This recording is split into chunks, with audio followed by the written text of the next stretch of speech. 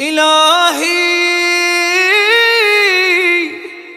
أنت الذي فتحت لعبادك بابا إلى عفوك سميته التوبة،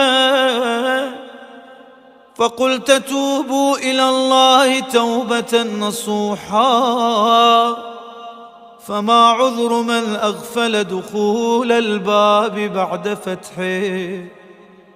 إلهي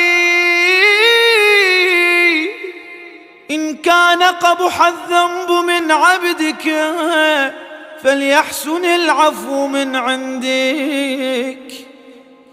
إلهي ما أنا بأول من عصاك فتبت علي، وتعرض لمعروفك فجدت علي.